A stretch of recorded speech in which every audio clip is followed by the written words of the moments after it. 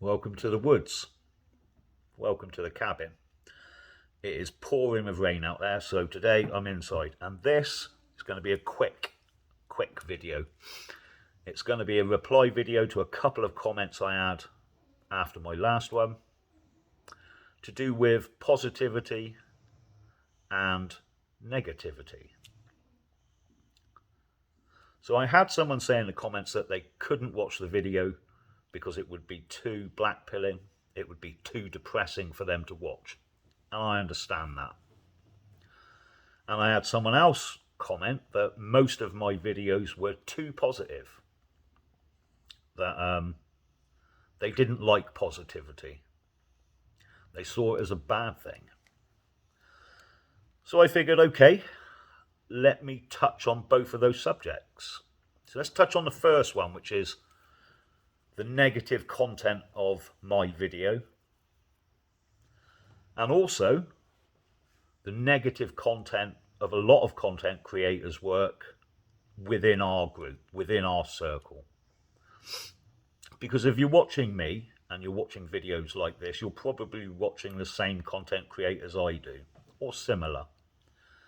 And a lot of the time, most of that is going to be focusing on the problems in society, the problems that are facing us, the negative aspects of what is going on today.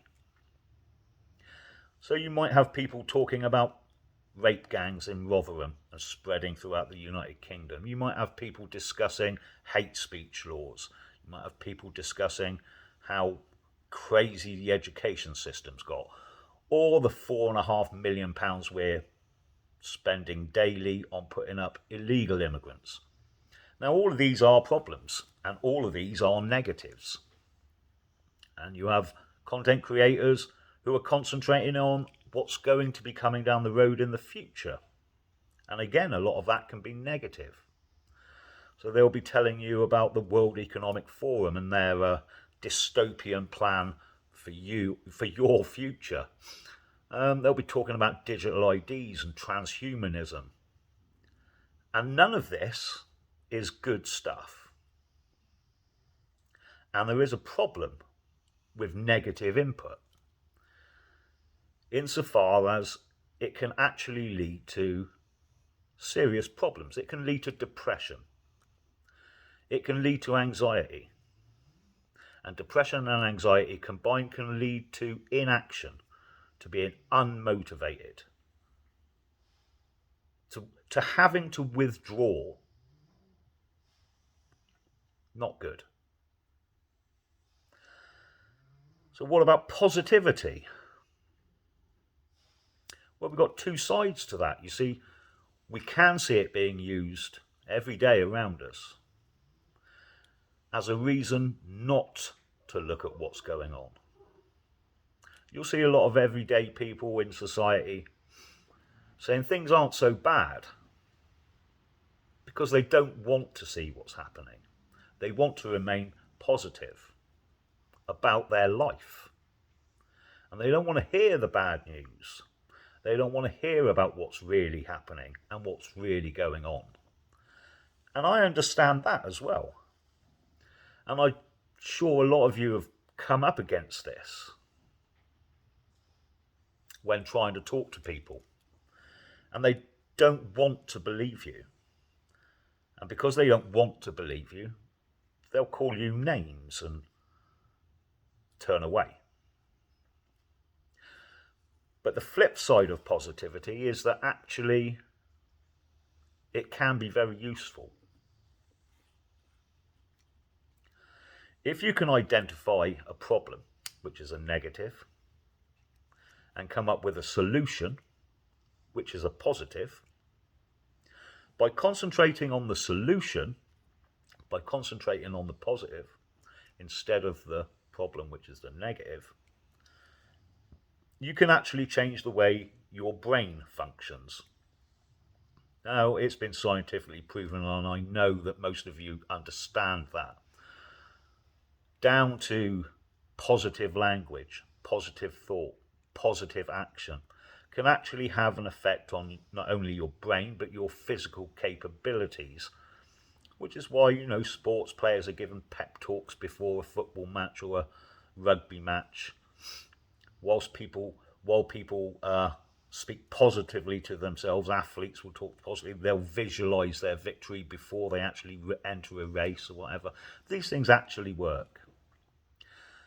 But here I'm talking about identifying a positive which is a solution to the problems we face. And I usually try to include some of that in my videos, which is kind of what someone pulled me up on and said, you know, you're far too positive. Well, I've got to disagree. I think by offering solutions, even if you don't agree on what they are, it can start you thinking about how you can make things better.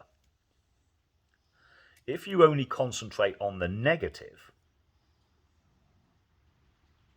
you're just going to make yourself feel worse. And here's the other thing, when you're talking to people, if you're only going to be talking to them about something that's negative, in the end they're going to want to stop listening to you. They'll avoid you.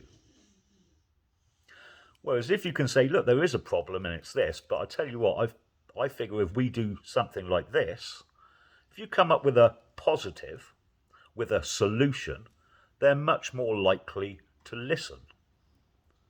People like listening to positives. People like listening to good news.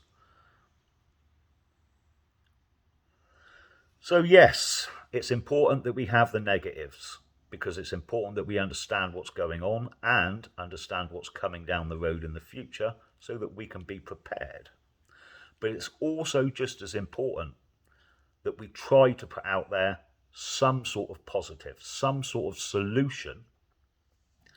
And there's things being done in real life. There's organisations like Patriotic Alternative, and although not a political organisation, what they're doing with their community work, where they're doing outreach work helping the homeless, where they're cleaning graffiti from walls, where they're doing all of these positive things, where people get involved and do something good and worthwhile, that will change the way they think. That will change the way they feel, not only about themselves, but about the people they're working with. So positivity is a good thing. It's a good thing to speak positive, to think positive, and to act positive. And for those of you that think I'm too positive, I only ever try to do that as a solution to a problem, or to a solution to a problem that I see.